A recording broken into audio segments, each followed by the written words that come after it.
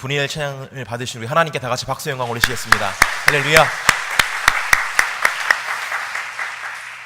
우리는 이제까지 야곱의 일대기를 나누어 보며 야곱과 함께 하셨던 하나님과 그분의 섭리에 대해서 이야기를 나누고 있습니다. 저번 설교에서는 마하나임의 길목의 끝에 있었던 야곱의 그 모습과 그 하나님의 섭리에 대해서 나눴는데요. 마하나임의 길목 그 끝에서 야곱은 형 에서와 화해함으로 야곱을 오랫동안 힘들게 했던 인생의 문제가 해결되었던 것을 볼 수가 있었습니다. 하나님께서 그의 오랜 수건을 해결해 주신 것이죠. 그 결과 야곱은 그 마하나임의 길목 끝에서 아주 형용할 수 없는 기쁨과 평강을 맛볼 수 있었을 것입니다. 그토록 자신을 괴롭혔던 문제, 형 에서와의 관계의 문제에서 벗어났기 때문에 이전에는 경험해보지 못했던 어떤 시원함과 묵은 체중이 쫙 내려가는 그런 느낌과 기쁨과 평강이 마구 터져나오면서 하나님께 막 감사를 했을 것 같아요. 그리고 상상해보건대 에서와의 관계 문제가 해결된 후에 한층 여유가 좀 생겼을 것 같아요.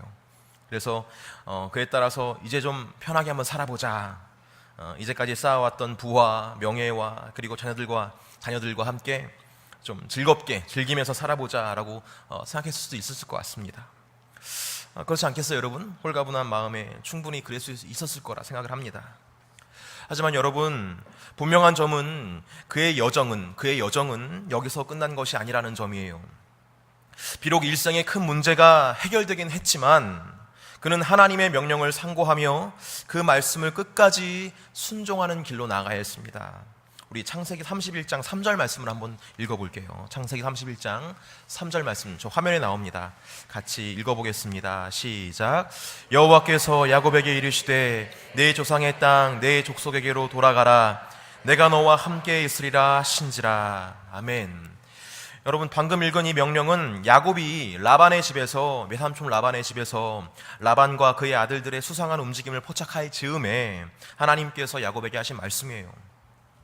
야곱은 이 말씀을 듣고 라반의 집에서 나왔고 그 길목에서 하나님의 군대를 보게 되었습니다. 그리고 그 길목에서 인생의 문제를 해결받게 되었던 것이죠. 그렇다면 이 말씀에 명시되어 있는 대로 아버지 이삭이 있는 고향으로 야곱은 가야 했습니다. 그것이 그의 여정의 끝이었던 거예요. 야곱의 고향은 마므레, 즉 헤브론이었습니다.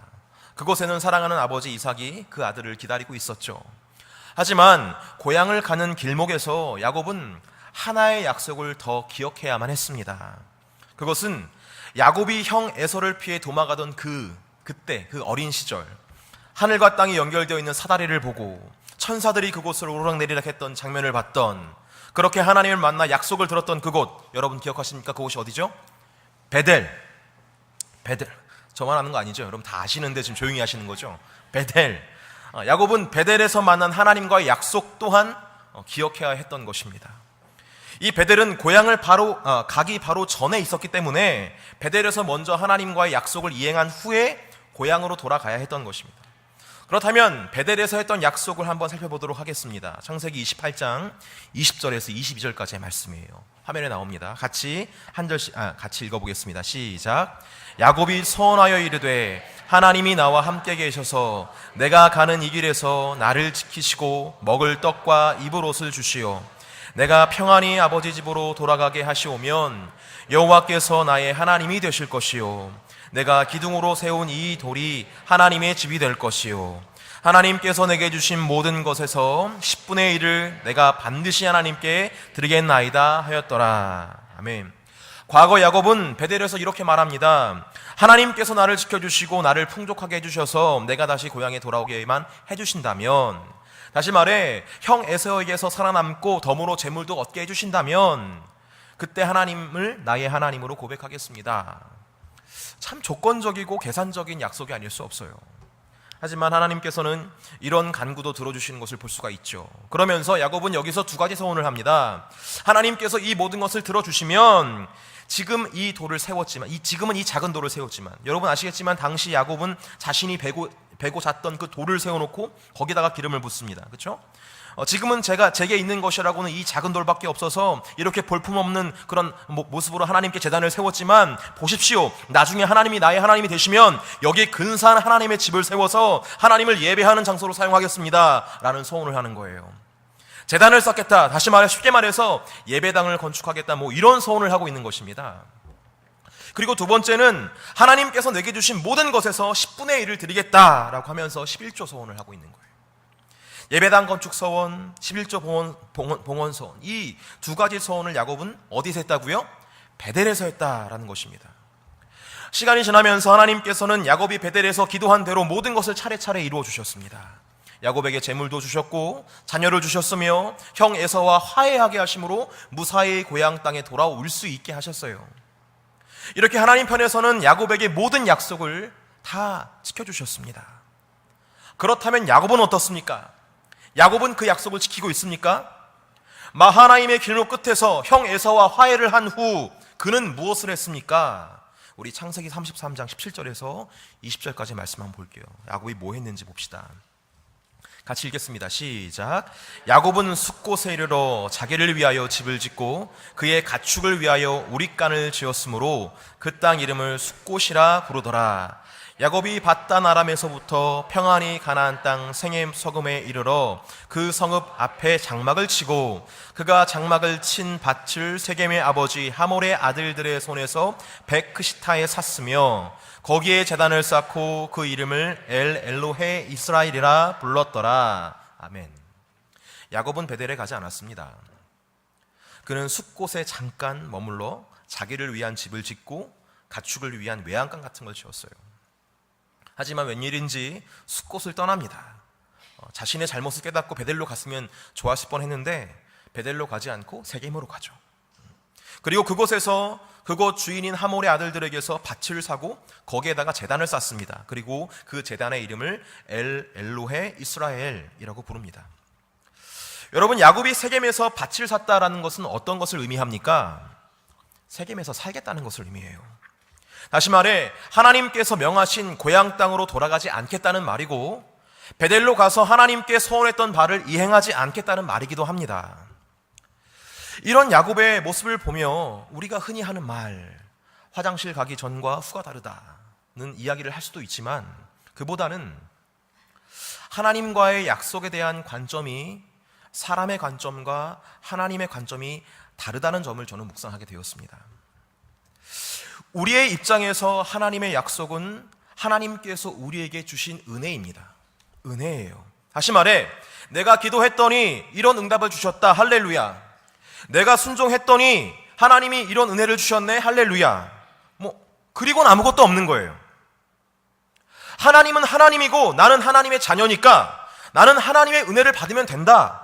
그러면 끝이다 라고 생각한다는 것입니다. 근데 여러분, 하나님께 받은 은혜, 그 이유는 무엇입니까? 그 이후에는 뭘 해야 돼요? 하나님께서 우리에게 은혜를 주셨고 우리의 기도 응답을 해주셨으면 그 다음에는 어떤 일이 있어야 합니까? 우리는 그 약속을 이루신 하나님께 감사를 드리거나 내가 한 서원이나 약속을 이행하거나 아니면 더 큰 하나님의 뜻을 순종하려는 생각은 못하는 거예요. 야곱이 마하나임의 길목에서 인생 최대의 문제를 해결한 후 베델이 아니라 세겜으로 가서 장막을 치고 제단을 쌓았던 것처럼 우리도 하나님께 은혜를 받은 후 하나님께서 기뻐하시는 그 일, 그곳에서 뭘 가서 하는 게 아니라 내가 받은 것을 누리며 어떻게 하면 잘 누릴 수 있을까?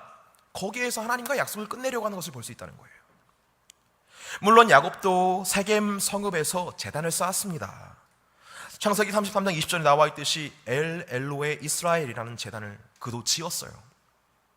엘 엘로헤 이스라엘은 강하신 하나님, 이스라엘의 하나님, 나 이스라엘의 하나님이라는 뜻을 가졌습니다. 다시 말해 야곱은 세겜에서 강하신 하나님, 내게 새 이름을 주시고 내게 한 모든 약속을 지키시는 전능하신 하나님이라는 제단을 쌓고 경배하고 찬양했다는 말이에요. 그렇습니다, 여러분. 그는 자신의 상황에서 최선을 다해 이제까지 자신에게 큰 은혜를 주신 하나님을 예배하고 찬양했어요. 근데 여러분, 물론 야곱이 하나님을 높이고 있는 것이고 또 하나님을 찬양하고 있는 것이긴 하지만 엄밀히 말해 그것은 하나님과의 약속의 이행이 아니었습니다. 어쩌면 그는 구색만 갖춘 제단을 올린 것일 수도 있겠어요. 하나님 이 정도면 됐잖아요. 저는 하나님께 주신 은혜를 누리면서 이 땅 세겜에서 정착하렵니다. 엘 엘로의 이스라엘 이러면서 저는 이곳에서 최선을 다해서 하나님을 예배하겠습니다. 됐죠? 하나님의 길목에서 큰 은혜를 받은 야곱은 하나님께 온전한 예배, 온전한 순종을 드리지 못했다라는 것을 성경이 이야기하고 있다는 거예요. 성도 여러분, 우리를 돌아봅시다. 우리의 신앙, 우리의 고백, 우리의 예배는 어떻습니까?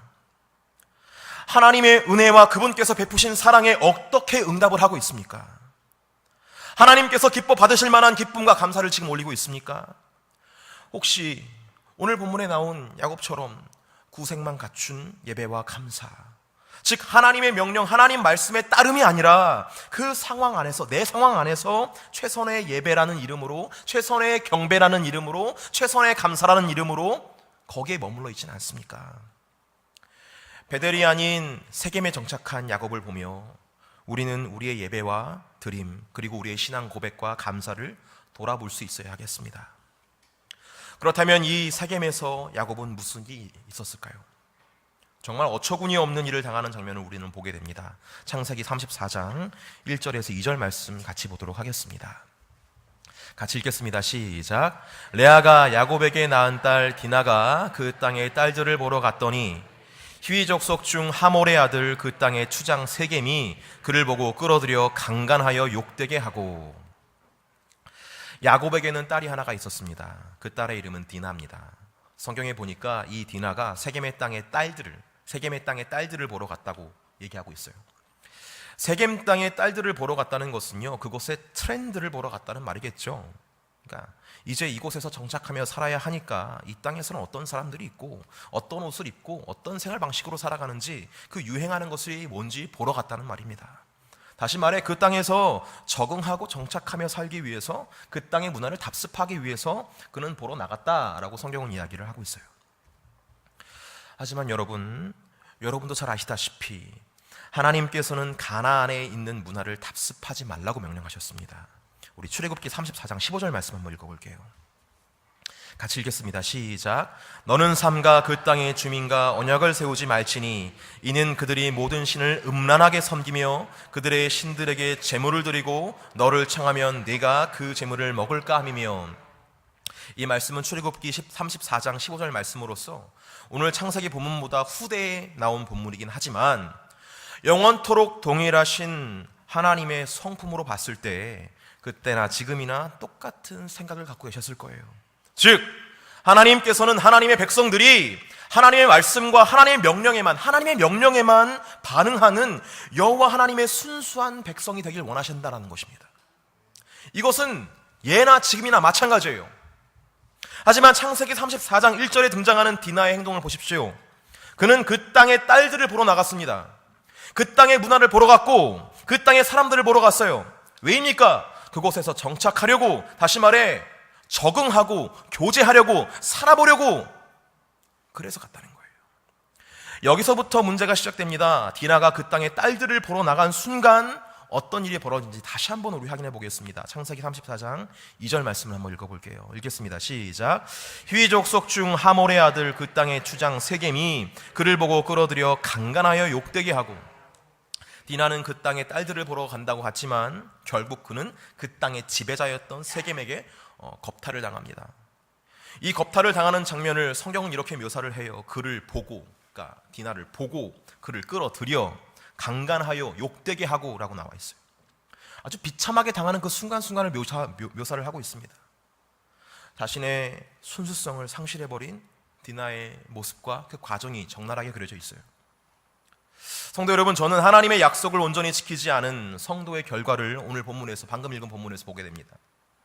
여러분, 저는 하나님을 온전하게 예배드리지 못하면 기가 막힌 일을 당하게 된다라면서 여러분을 협박하는 게 아닙니다. 여러분, 성도가 하나님의 약속을 온전히 지키지 못하며 온전한 예배와 온전한 순종을 상실해버리게 되면 우리는 세상의 신에게 완전히 잠식당하게 된다는 사실을 성경이 이야기하고 있는 거예요. 그 과정이 어떻습니까? 첫째, 디나가 그 땅의 딸들이 궁금하여 그들을 보러 나갔던 것처럼 성도가 온전한 예배, 온전한 순종을 하지 못하면 세상에 대한 호기심이 생기게 되고 세상을 구경하기 위해서 하나님 곁을 떠나게 된다는 것을 이야기하는 것입니다.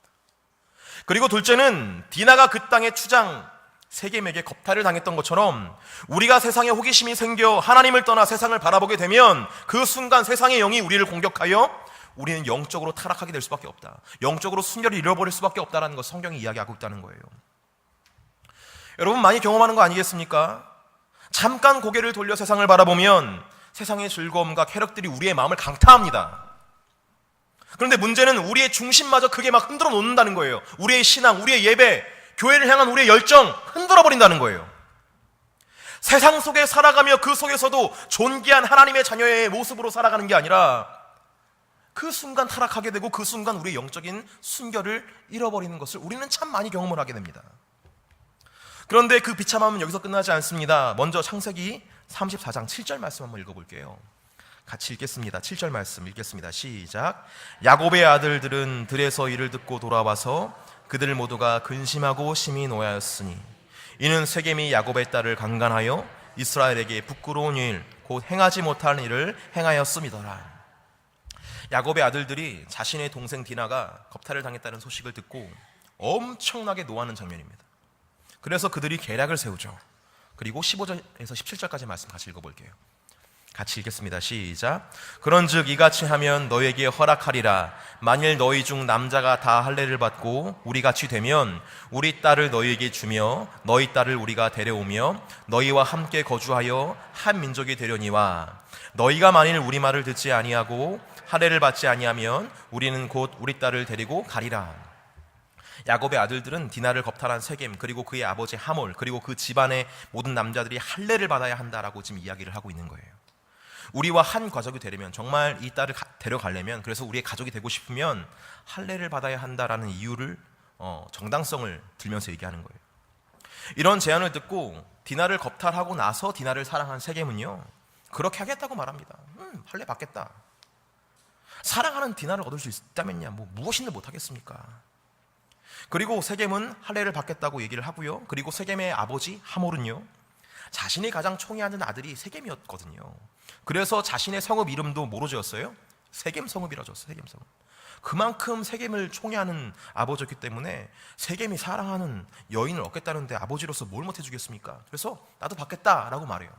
더불어서 여기 이런 이유만 있었던 것이 아니라 성경 보니까 야곱의 집에 와서 보니까 야곱의 재산이 보통이 아닌 것을 보게 됩니다.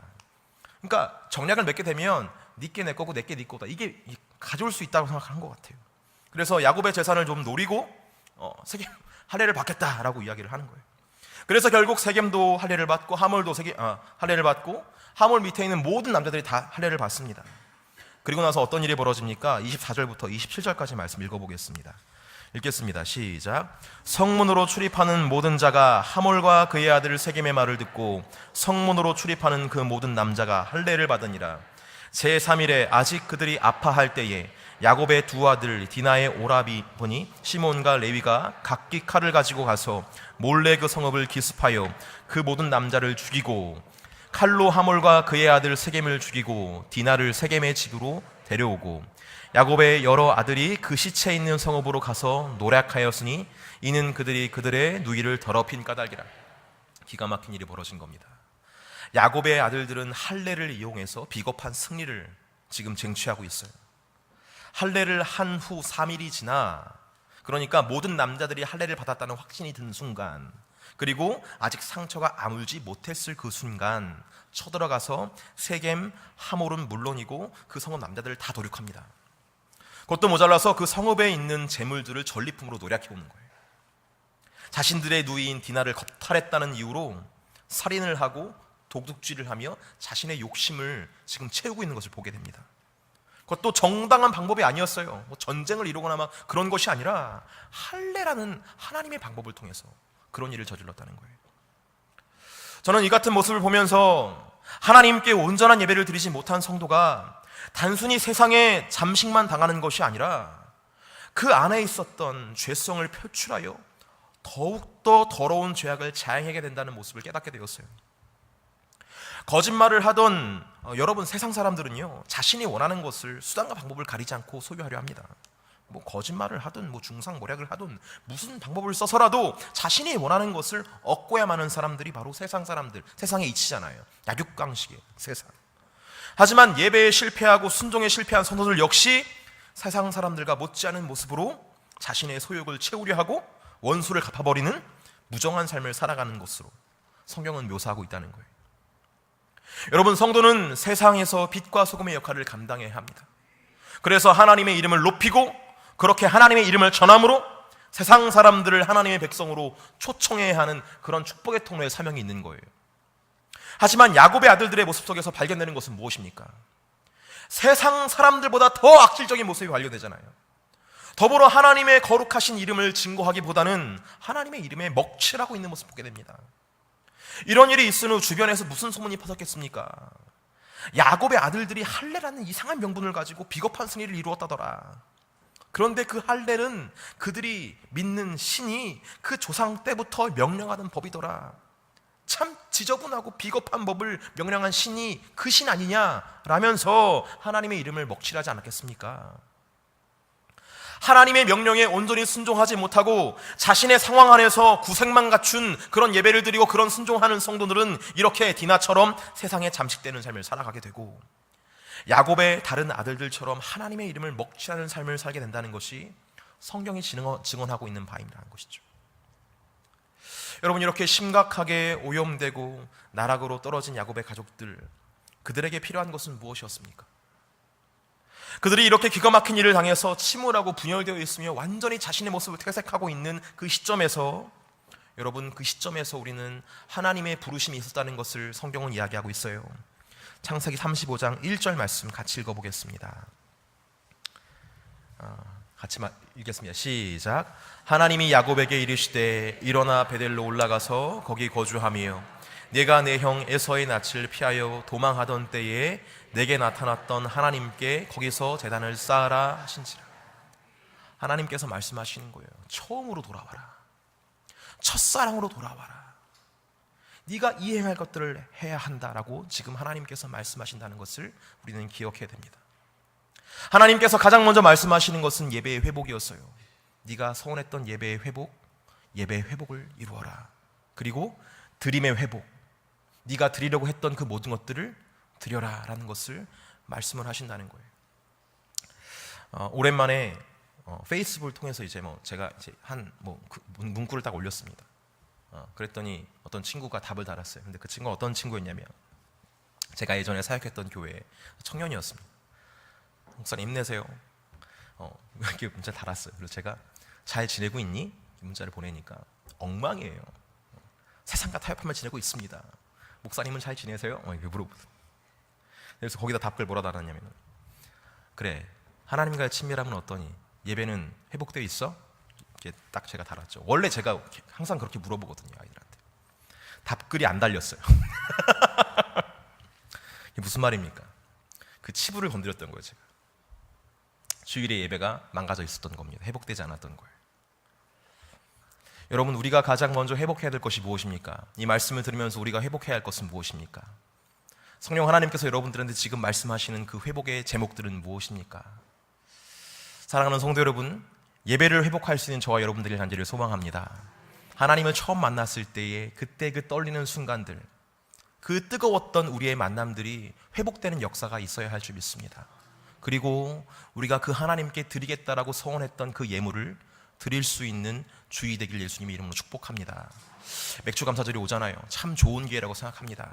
이때에 우리가 하나님께 드리지 못했던 것들을 드릴 수 있는 저와 여러분 됐으면 좋겠어요. 오늘 말씀 보니까 35장 1절 말씀에 하나님께서 말씀을 하세요. 하나님께서 야곱에게 이르시되 일어나 베델로 올라가서 거기 거주하며 내가 내 형 에서의 낯을 피하여 도망하던 때에 내게 나타났던 하나님께 거기서 제단을 쌓아라, 이렇게 말씀하시는 거예요. 그때 그 하나님께 지금 내가 만나지 못하고 있는 그 끊어진 끈 같은 그런 하나님의 임재, 그거를 생각하지 말고 그 예전에 그 뜨거웠던 하나님과의 그 친밀함, 그 뜨거웠던 그 만남, 그것을 기억하며 하나님께 돌아오라고 말씀하시고 있는 거예요. 근데 그것을 누가 말했냐면 하나님께서 나타나서 말씀하신다는 것을 여러분, 우리는 기억해야 돼요. 여러분, 그렇습니다. 우리는 많이 연약해요. 얼마나 연약하냐면 하나님과 예전에 우리가 어떻게 만남을 했는지, 그리고 그 하나님께 우리가 어떤 약속을 했는지 잊은 채로 살아갈 정도로 참 연약한 존재들입니다. 근데 그것을 깨닫게 하시는 분이 바로 하나님이셨다는 것을 우리는 기억해야 한다는 거예요. 여러분, 우리가 오늘 예배에서 우리가 무엇을 해야 합니까?